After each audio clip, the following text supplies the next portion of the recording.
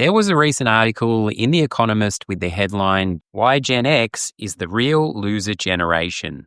The hook clearly worked and left me wondering why I was so fired up. As a Gen Xer myself, it fueled in me a determination to stand up for our generation and make this video, which offers a few counterpunches to the argument, hopefully without putting my back out.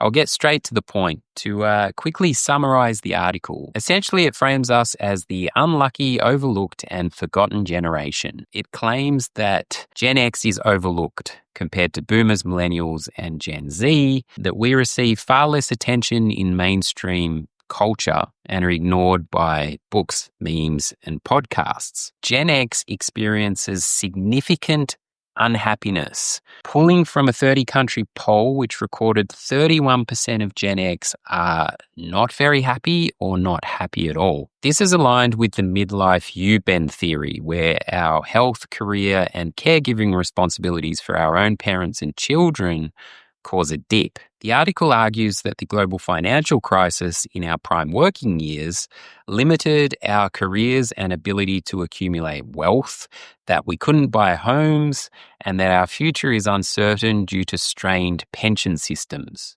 I beg to differ. For starters, us Gen Xers hardly even care what generation we are because we were born before all this generational branding came into existence.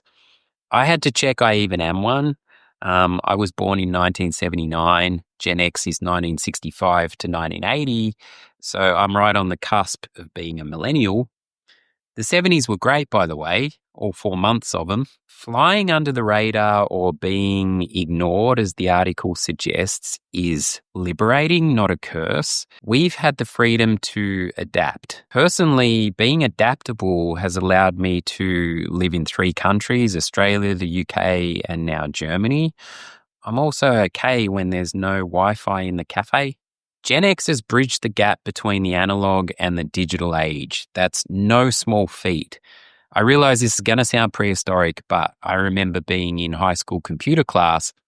The teacher came in, he drew 8 computers in a circle on the whiteboard, connected them with lines, and said, "This is called the World Wide Web. It's going to change the world."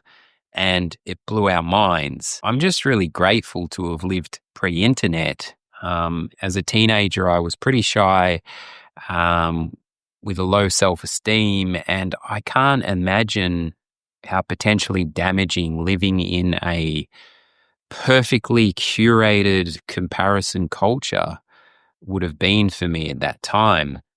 I also just had to stand up for myself. I was thrown into a cage with the school bully, and there was no texting my parents, I got kneed in the nuts emoji.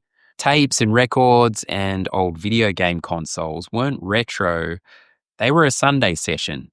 To address the U-bend curve or midlife crisis dip, I wouldn't say that's contained to one generation. I would say it's a universal experience. As someone who's grappled with anxiety and depression, I also realize that some of my brain fog comes from the fact that I just went too hard at raves in the 90s. Our resistance to the rat race or cubicle-style office culture also played a part in paving the way for a better work-life balance and the idea that we're not defined by our careers.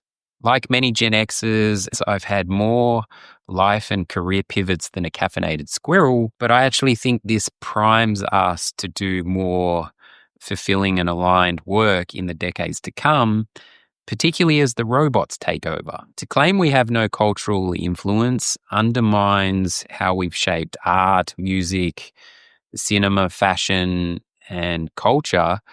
Take Nirvana, for instance. Those guys are all Gen Xers. Nirvana is now mass printed on t-shirts, which is as un-Nirvana as it gets, but that's proof of just how deep Gen X influence still runs. To bring it home, the Economist article is naturally based in economics, but the one thing it fails to recognize is resilience. And resilience is our greatest asset. In my 20s, in 40-degree heat, I loaded my Ford Laser up full of drums to go and play a show in a country town 2 hours out of Melbourne. The car blew up on the way to the gig while the band were already on stage. There was no Uber or DoorDash. There was just sweat, gasoline, and an unbridled determination that the show must go on. And somehow I made it. If we Gen Xers are the so-called losers, I would say losing has never looked so good. I know many Gen Xers who have had amazing lives traveling, they've bought homes, they've had this myriad of life experience, which has set them up for the second half or the back nine. I would actually say we're quietly winning. We just don't brag about it. I'm not here to compete against other generations. We're all in this together. I'm merely responding to the article. Regardless of what generation you're from, I'd love to hear your thoughts.